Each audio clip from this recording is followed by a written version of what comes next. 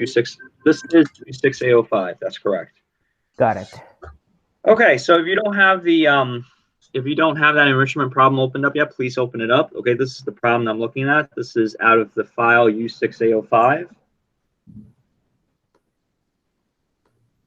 This is U6A05. So, like I was saying before, if we were in regular school, this would have been an example that I would go through in class with you guys, and then you guys would get something similar to do at home as a homework assignment. But we're going to treat this as an enrichment exercise with you guys. So this week, last week, and a week before, okay, we've covered like a lot of different circle geometry equations. I just want to quickly recap, okay, what they were. And even though there were a lot of them are also very, very similar. As some of you guys have seen yesterday, actually, this is a little feedback. As some of you guys have seen yesterday, with that like complex looking problem, all of those situations really called for the same kind of formula. Do you guys remember? So I'm going to start off with one of the easier ones here. So if I have a tangent, okay, what angle will it form with the radius again, Michael? It's 1/2 times A times B. No, I'm asking about the angle that's formed between the radius and the tangent. Oh, 90 degrees, right angle. That's it. Okay, so the angle between the radius and the tangent will always form a 90 degrees. And then if I have, let's say, a circle again, and I have two chords, okay, where I have something like this, and this is angle A, and this is arc B. Kian, you were so good at this yesterday. What's the relationship between the inscribed angle and arc B? That's A equals 1/2 B. Right? So good. That is correct. So A is equal to 1/2 B. And this is actually regardless of whether or not the chord is a diameter, whether or not we're on either side of the of the center of the circle. It's not important. Okay. And then there was another situation where if I have a circle, okay, and we had a situation where the tangent met outside the circle, where two tangents met outside the circle, where I called, again, this is A, this is arc B, and this is arc C here. Emma, do you remember what was the equation for this? A equals B minus C over 2. That's it. It's B minus C over 2. Okay. So, and then there was yet another situation that was also established in this past week, and also you guys had taken notes on this by watching the Khan Academy videos, okay? And that was, well, what if the angle was actually inside of the circle, okay? And we had two chords that look like this, and there was a relationship. It was the angle formed by the two chords, okay, that intersect inside the circle. That's angle A. And then we had the intercepted arc. There was an intercepted arc over here, which is B. And there's another intercepted arc over here, which I'm going to call C. Now, the thing is, okay, the formula for this situation and the formula for the previous, the situation above, they will look very, very, very, very similar, okay? As it turns out, if you recall, this was something brand new, okay? And maybe perhaps it didn't really quite sink in yet, okay? But the two angles, when the two arcs, when added together and divided by 2, will equal to the angle on the inside there, okay? So what's another way of describing this? Kelvin, what is another way of saying when we add two things and divide it by 2, when we add two numbers and divide it by 2, what is a synonym for this? The word I'm fishing for starts with the letter A.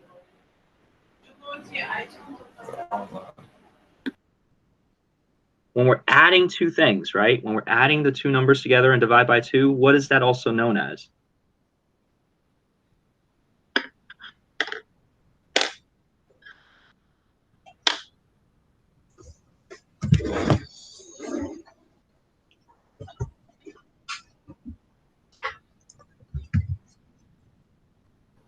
Sorry,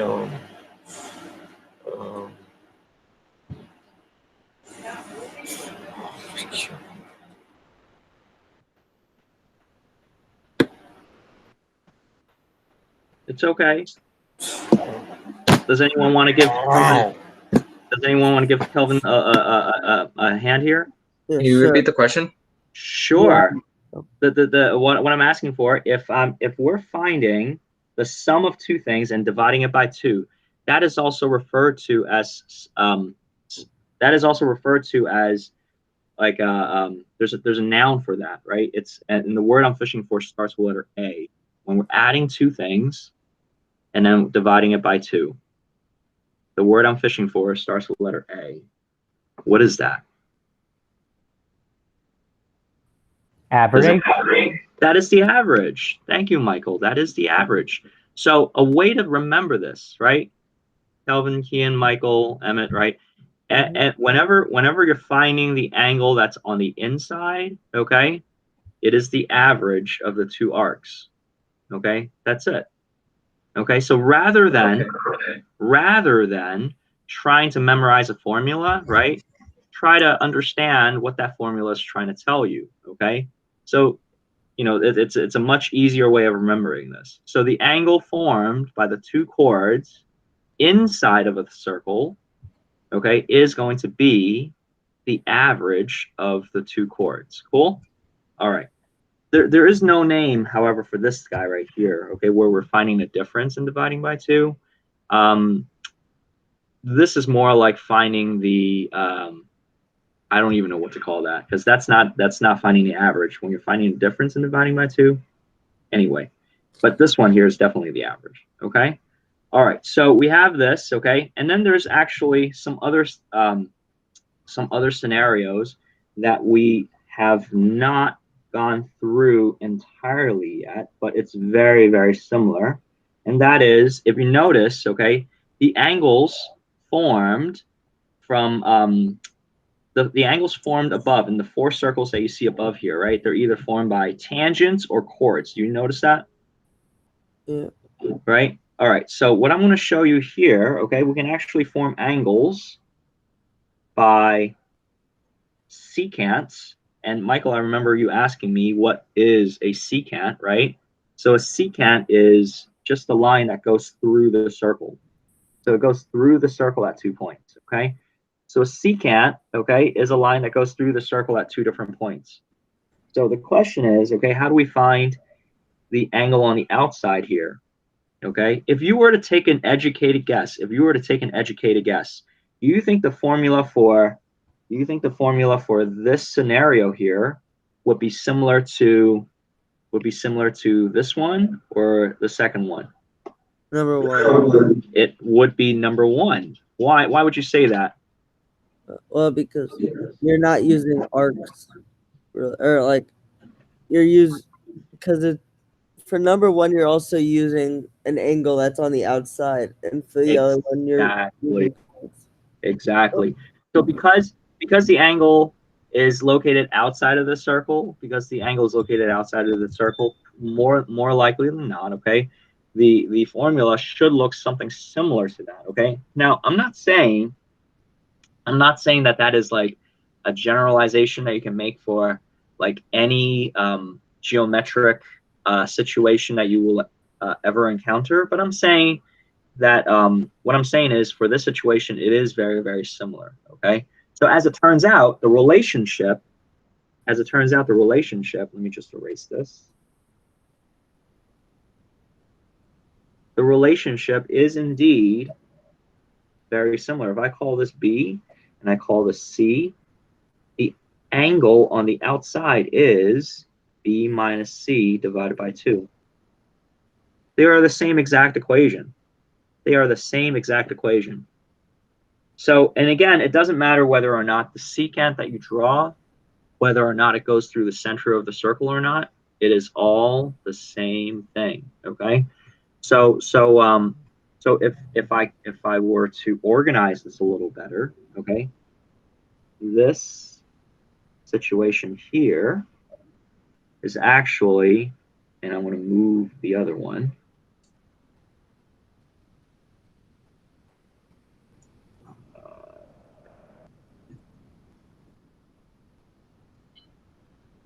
If I were to move this,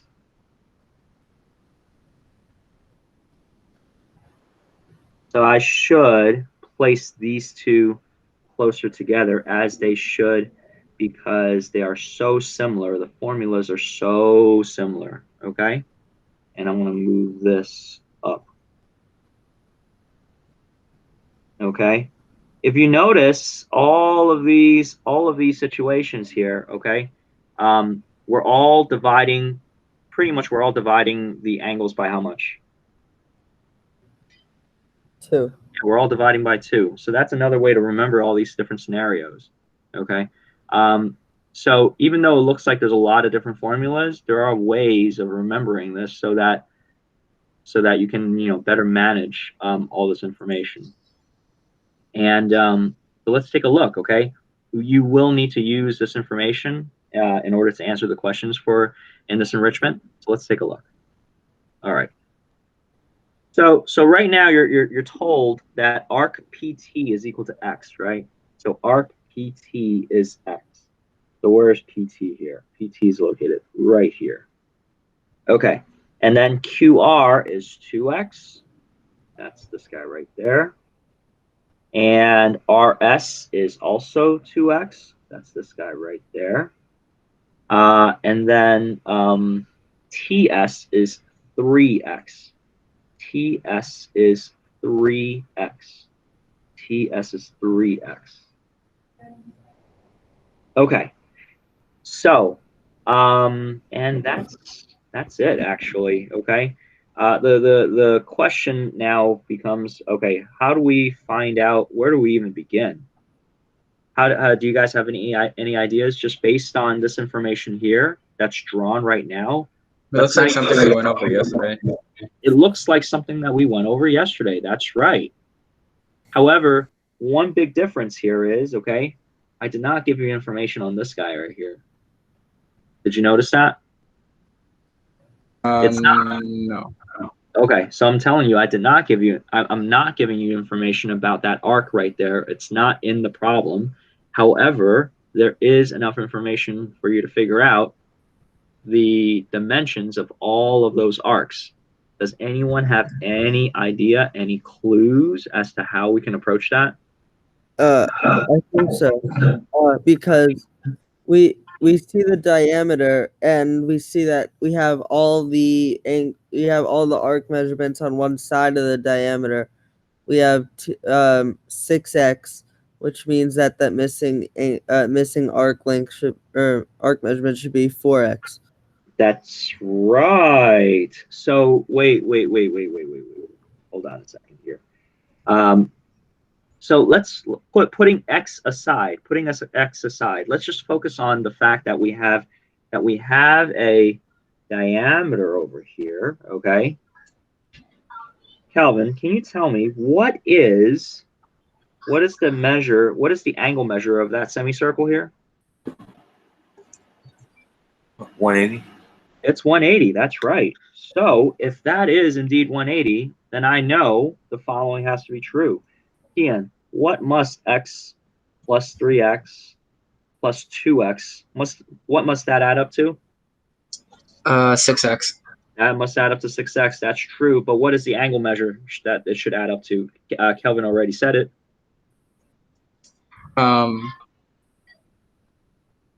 It adds up to 180. It adds up to 180.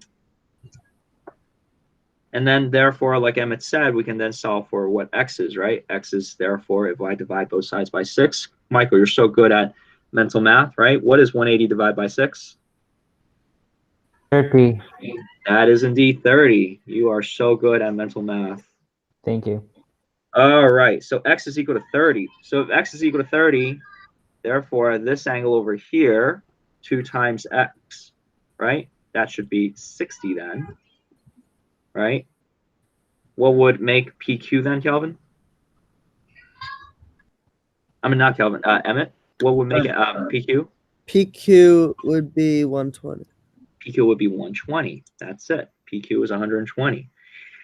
So if we have all these things, okay, we now have all the information that we need to solve this. So I'm going to actually just erase some of this to make this drawing look a little less busy. So this is 60. And the 2x is also 60. And the 3x here is 90. And the x over here is 30. Okay, so now we're looking for angle PBT. PBT. That's this angle over here. Okay, angle PBT. That's this angle over here. Okay. So if that's the case, right, angle PBT, that angle there that's in red, okay, should be the average of which two angles? Guys, does anyone see it? The average, Yeah, go ahead. Got it. the average of Triangle, right? 30 and 60. It's got to be the average of 30 and 60. Ian, what is that? The average of 30 and 60? It's Yeah, 90, right? No, divide by 2. No, I mean, 45. Got to be 45. There you go. This is 45. Okay, so again, PBT is the average of 30 and 60, so that's just 45. And then we're going to look at PAT, angle PAT. PAT. So PAT is located outside, which is over here. That's this angle over here now.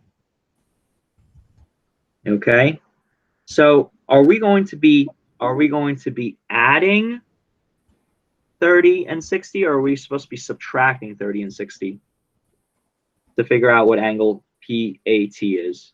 subtract. We're going to be subtracting, and this is the way to remember it, right? So we're going to take this angle over here, this arc, subtract it by this arc over there. Okay, Kevin, what's 60 minus 30?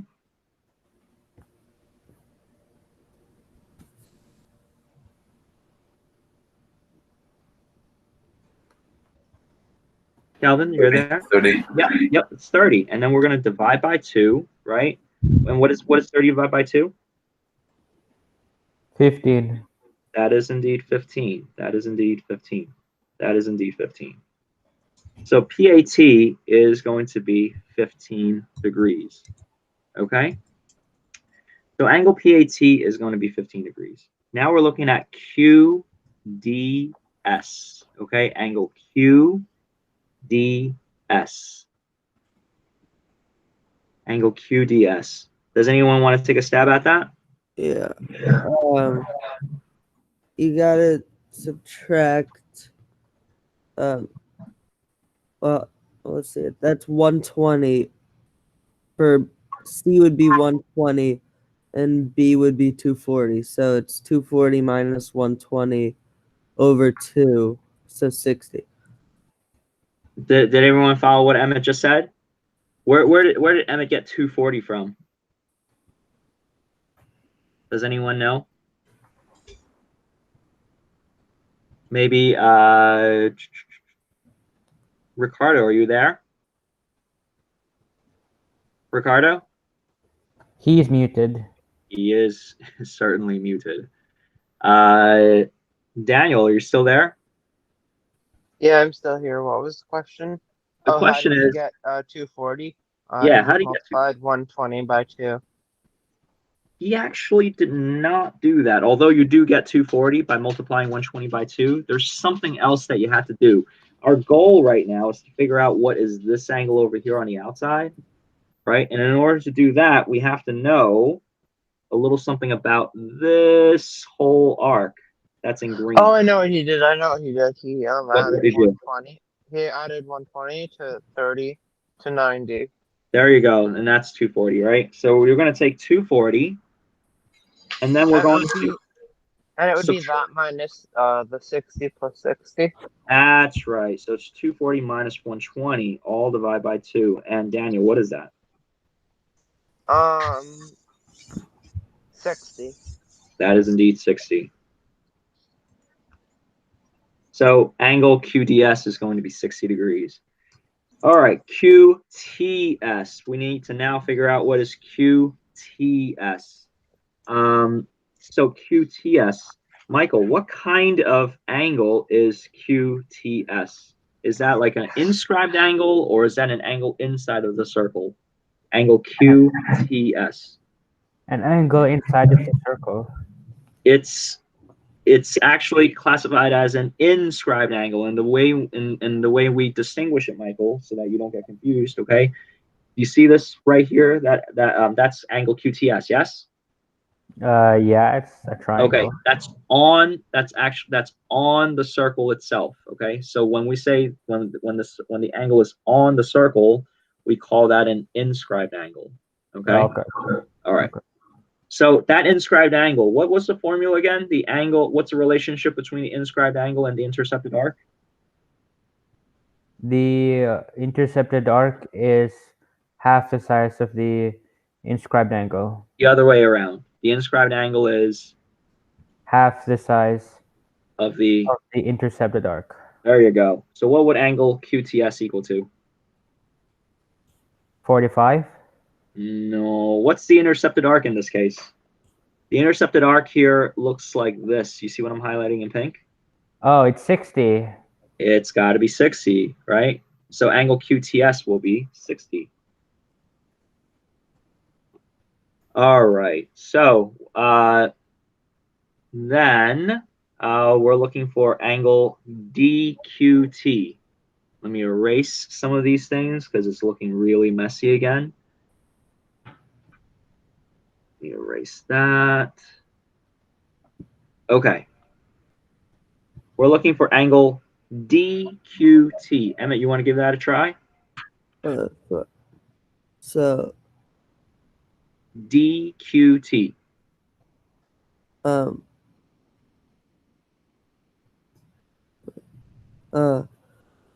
wait, I'm just trying to find it. Sure, no problem. D, so That's this angle over here. so Q.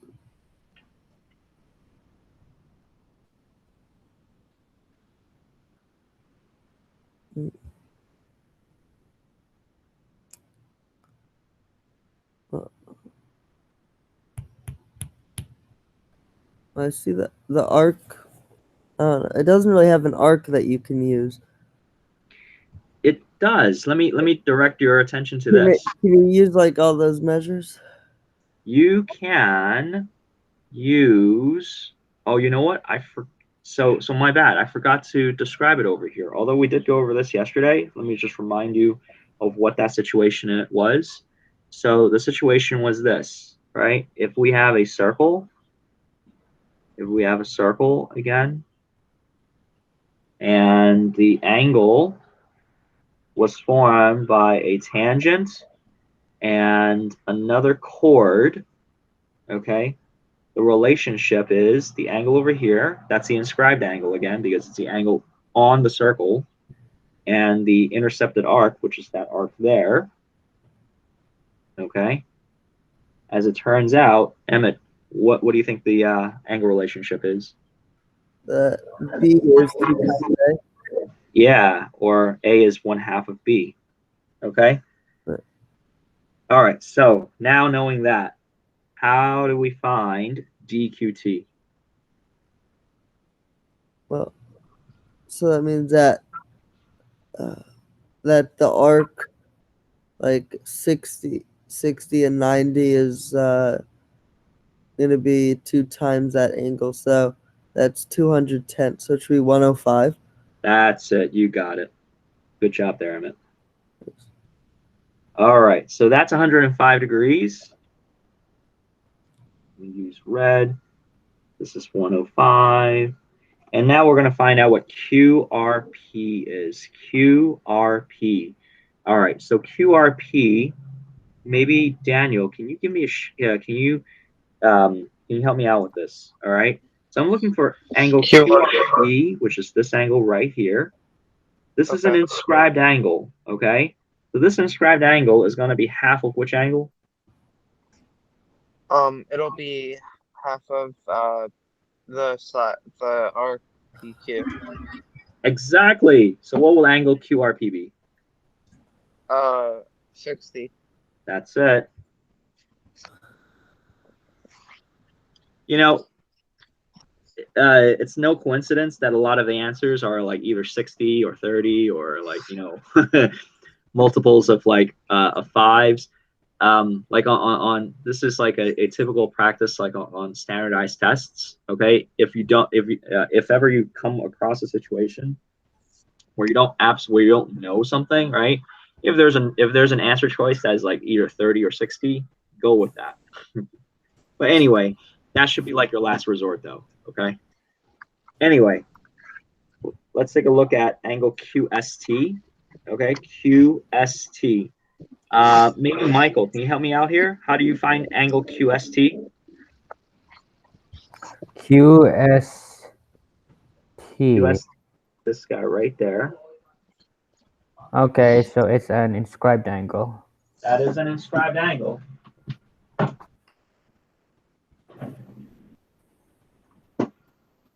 So it intercepts the 120-degree arc, right? It intercepts 120, but also another one. 90.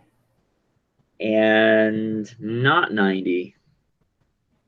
So I'm going to erase something so it's a little clearer. It intercepts, so check this out. It intercepts this thing right here. See that? What I'm highlighting in green? Oh, the 120 and the 30. 120 and 30. So what would that be? 75. That would be 75. That in fact would be 75. Okay, so now we're looking for QUR, angle QUR. QUR. Maybe Kian, can you help me out here? How do we find out QUR? QUR? Yeah, QUR is this angle right here. Now, is this angle going to be 90. the difference between 90 and 60 divided by 2, or is it going to be the average? I think it's. I'm sorry, Average. it's got to be, It's average. say that again. It's the average, It's okay? average. And I did not mean to say 90 because it's more than 90. It's got to be this entire arc over here, which is how much? How much is that in pink?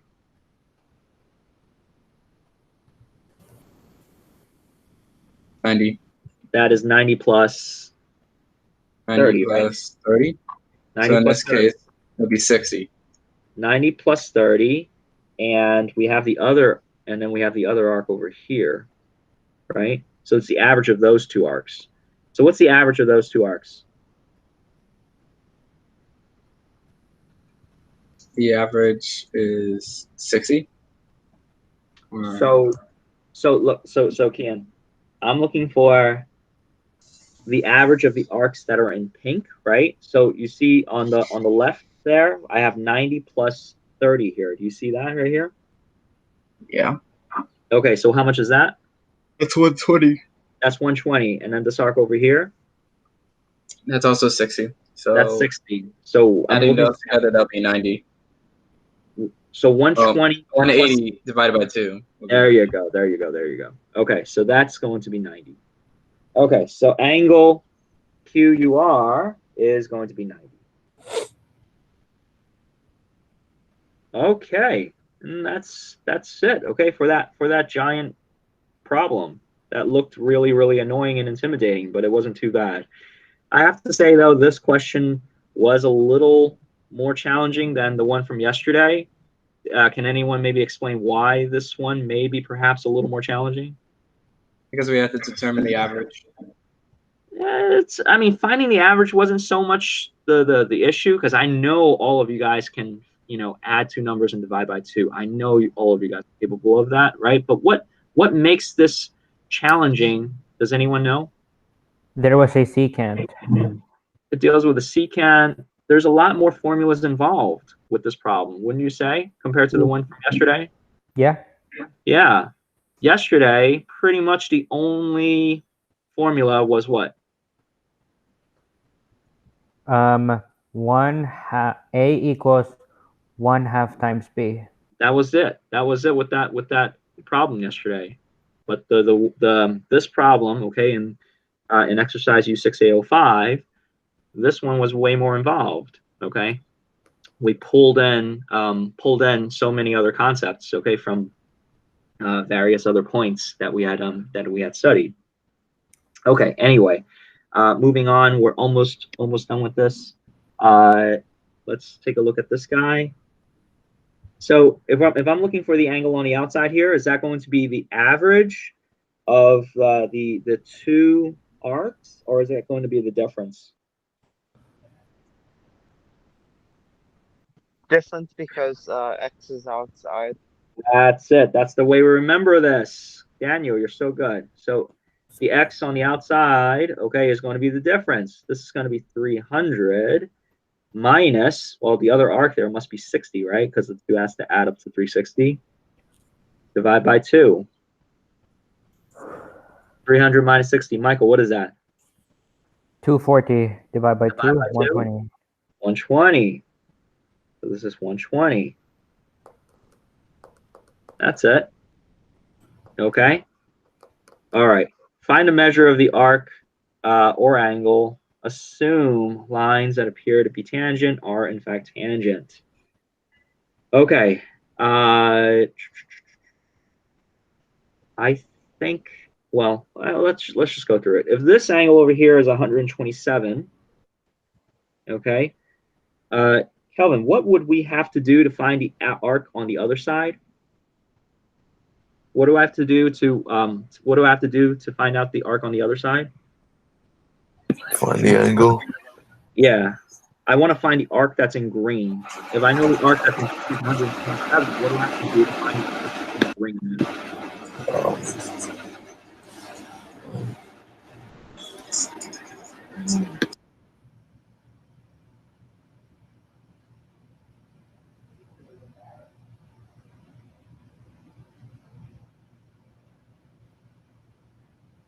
So the full circle is how much, Kelvin? A full circle going all around? 360 degrees. Good. So when I need to take 360, and will I need to add 127 or subtract 127? Subtract. That's it. That's all it is. So I want to take 360 and minus by 127. Michael, what is 360 minus 127? That would be 233. 233. Look at that. Okay, so I want to take 233. And Kian, to find the angle on the outside here, am I going to add 233? Am I going to find the average of 233 and 127, or am I going to subtract 233 and 127 divide by 2? Divided by 2. Well, am I going to add 233 and 127, or am I supposed to subtract 233? Yeah. I'm supposed to subtract. That's right. So this is 233 minus 127 divided by 2. Okay. So 233 minus 127. What is that, Michael? You're my calculator now. 106. 106. 53. Divided by 2 is 53. All right. So angle F is 53. Take a look at the next one. So now you're told what the angle is on the outside is 79 degrees, and we're looking for this guy over here. Maybe Emmett, can you maybe give us a strategy on how to figure this out?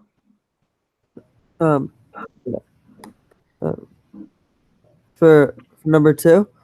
Yeah. So if we knew the arcs, then we could subtract smaller km from bigger km and Go then ahead. divide that by 2. Okay. But since we don't know any of the arc measures, do you have any ideas on what we can do to? Oh, we already know the angle, so Okay. that means that we can multiply it by 2, and then we at least know the difference between the two. Okay. I like that.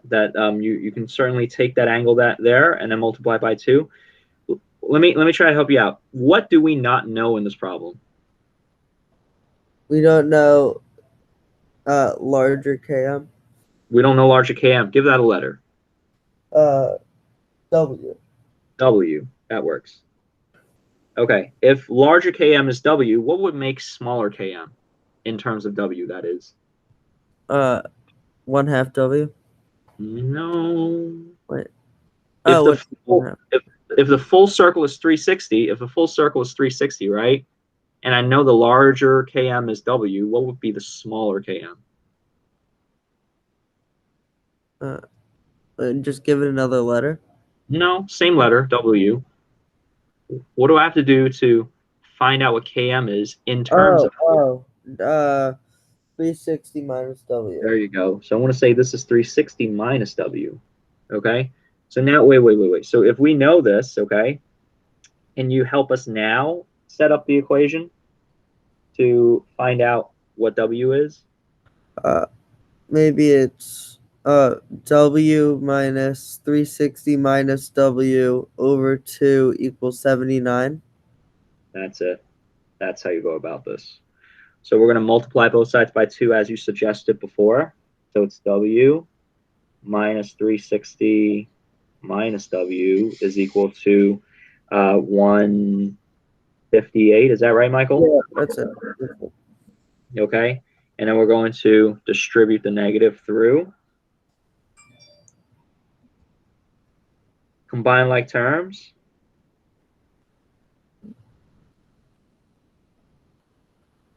Emmett, what's 158 plus 360? It's 218. 518. 518. And what does that divide by 2?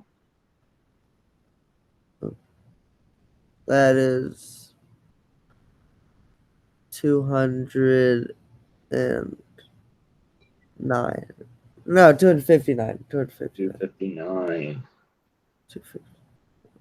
Beautiful. Okay, so that's what W is. Okay, that's 259. All right. It's moving on now. Okay. So wait a minute. I know that this arc over here is 236. Kelvin, right? This arc is 236. Can you tell us what is the arc on the other side? Okay. 127. 127. So this is going to be 127 over here. If this is 127 over here, and I'm trying to figure out what this guy is, right? Kelvin, do you know what's the relationship between that inscribed angle and the intercepted arc again? Is it going to be half of 127 or is it going to be double 127? Half. It's got to be half of it. So this is going to be half of 127. And you know what? It doesn't divide evenly, right? So Michael, what is that? That would be 63.5. That would be 63.5. You are indeed my calculator there, Michael. Okay, so this is 63.5 degrees. All right. And the last one here, okay? We're looking for angle L. We're looking for that guy. Maybe Daniel, can you help us out on how to figure this out? Yeah, so what you do is you do 360 minus 90 to find 190 minus 190. wait, why 190 minus 190? 360 minus 190. Is that what you said? Yeah, isn't that what I said? Oh, I heard you said I heard you say 90. I did not hear the one. Sorry. Oh, okay. That's fine. So 360 minus 190, and what is that? About 170? That is indeed 170. And then what do you do with that 170? You divide it by 2 to get L. Good. So if you take 170 divided by 2, that would be L. That would be L, and that would be 85. Okay? That's it. You guys did a real good job today. This exercise was rather challenging, just because it was a culmination of everything that we've done, okay, involving circle geometry. I'm going to stop recording.